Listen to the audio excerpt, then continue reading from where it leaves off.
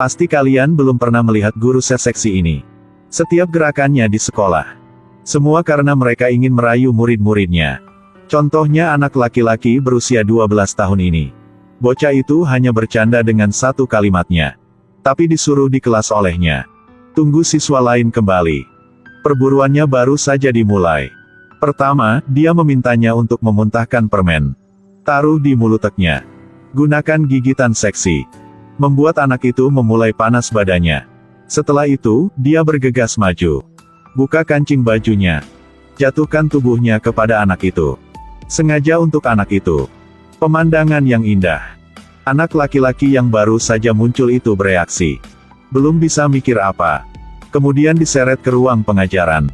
Biarkan kedua orang ini berdiskusi lebih dalam. Suaranya tak terlukiskan. Gema di seluruh kelas. Perburuan berhasil. Permainan ini hanya untuk anak-anaknya. Tapi langkah selanjutnya. Bahkan orang dewasa pun tidak tahan. Biarkan anak ini menjadi mangsanya. Dia juga sering melakukan beberapa gerakan. Sesekali tulislah surat cinta singkat. Terkadang mengajak anak itu untuk berenang bersama. Ciptakan kesempatan untuk kontak fisik. Bahkan ketika anak laki-laki itu naik ke panggung untuk memberikan pidato. Dia bergerak. Tapi hanya orang dewasa yang akan mengerti. Akhirnya, suatu hari, sebuah pemikiran berani muncul di kepalanya.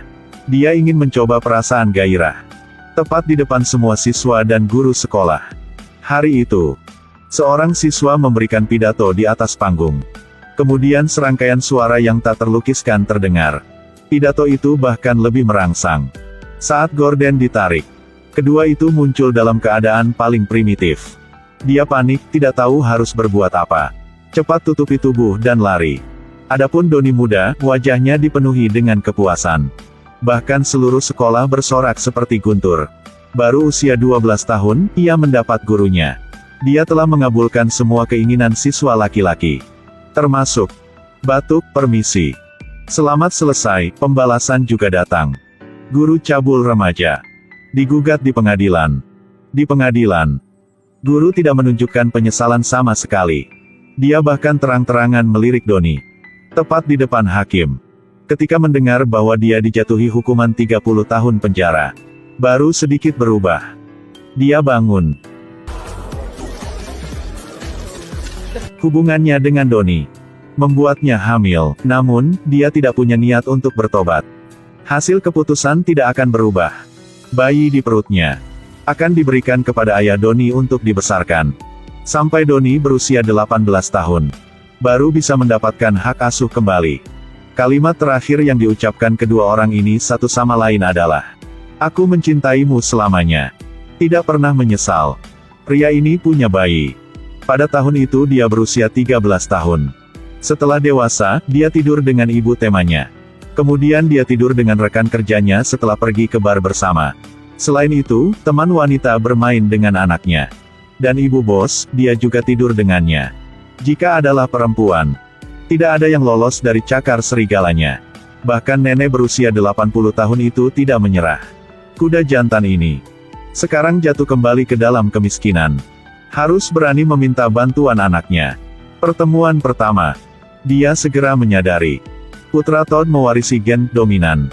Ngai Truokmet, ayah mertua dan saudara laki-laki pacar. Dia sealami lalat yang menyentuh ibu mertuanya. Doni harus bilang sebagai kakak. Untuk menghadiri pesta bujangan putra dia. Minum teh, pijat refleksi kaki, pijat. Terlalu membosankan. Doni mencemooh mengangkat jari tengahnya. Selanjutnya, saya akan memberikan kalian. Rasakan dunia orang dewasa. Minum, makan obat, menari tiang. Dilayani oleh gadis-gadis cantik. Todd sangat menentang pada awalnya. Gemetar ke samping, tidak berani melakukan apapun. Namun tak lama kemudian, ia mulai nafsu juga. Alkohol naik ke kepala. Doni melihat gambar itu dan mau masturbasi. Tiba-tiba melihat ibu bos mengenakan gaun tidur perlahan masuk. Dia ingin membantunya memenuhi apa yang Doni bayangkan. Awalnya, Doni hendak menolak. Tetapi ketika dia melihatnya melepas pijamannya, dia berkompromi. Sang anak juga tidak mau kalah. Lihatlah manekin dalam gaun pengantin. Dia keliru terlihat seperti pacar. Lepaskan celana. Melakukan hal yang tak terlukiskan dengan manekin. Dini pagi hari berikutnya.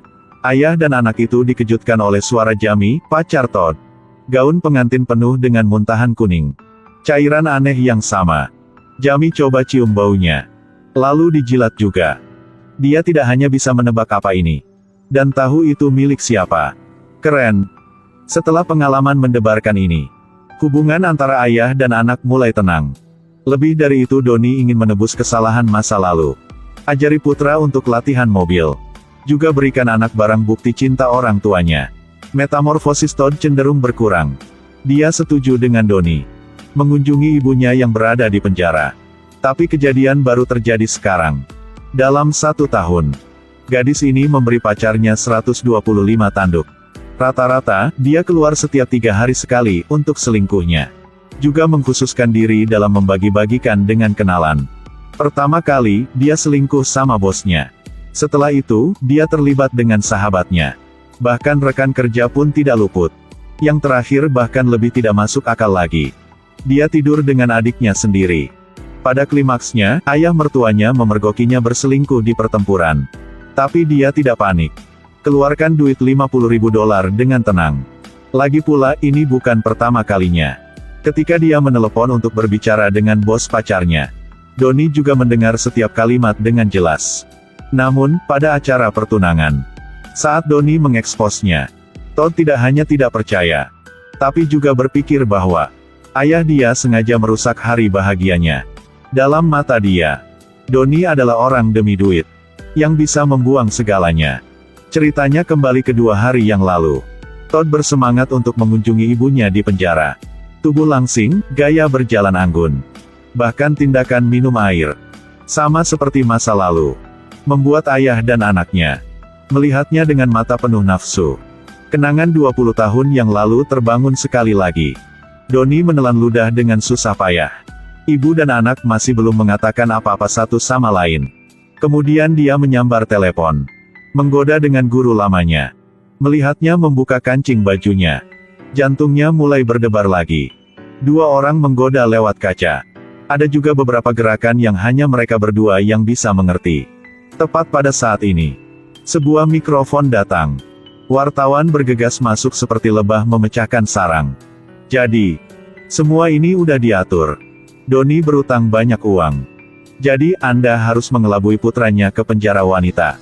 Mengunjungi ibu yang berada di penjara. Gunakan ini sebagai berita terbaru untuk mendapatkan kompensasi. Todd tidak bisa menerima ini. Bergairah. Kemudian menemukan celana itu membuka resleting. Ditertawakan oleh orang banyak. Hubungan ayah anak rusak sekali lagi. Aku benci ayah. Ini pertama kalinya Todd memanggilnya ayah. Dan mungkin inilah terakhir kalinya. Donnie menatap kosong pada hadiah yang diberikan putranya tadi. Dia bermaksud untuk menemukan menantu perempuannya, memintanya untuk membantunya memulihkan hubungan ini. Mendadak, tertangkap adegan seks menantu dengan pria lain. Kaget bahwa pria lain juga adalah adik dari menantu. Kuda seperti Donnie juga tidak bisa menerima ini. Tapi dia kehilangan kepercayaan putranya. Sekarang hanya ada satu cara bagi Jamie untuk berinisiatif mengakuinya. Donnie merobek cek. Beritahu Todd. Tidak, jangan katakan. Mengatakan, kalau tidak, saya akan memberitahu semua orang di sini. Tragis mungkin hanya sebatas ini saja. Akhirnya mengetahui bahwa dia diselingkuhi pada hari pernikahannya. Bahkan bukan hanya 1 tanduk, selingkuhan. Dia menjadi gila. Kenapa? Kenapa? Kamu dan adiknya. Semua orang di sini sudah tahu. Todd juga terus terang mengakui identitasnya. Kembali menjadi diri sendiri. Sepanjang film adalah rasa humor. Tetapi ada juga banyak hal yang mendalam untuk direnungkan. Anak laki-laki demi kehormatan dan manfaat. Menolak ayah sendirinya. Bos memberi Todd kesempatan untuk bekerja sama. Juga karena dia ada hubungan dengan putrinya. Jamie adalah orang serakah dan nafsu. Membuat kekacauan yang tidak terkendali. Tapi juga dari sini, dia tahu bagaimana memilih dalam cinta. Akhir tragis apa yang akan dibawa kehidupan. Konten hari ini selesai di sini. Sampai jumpa di video selanjutnya.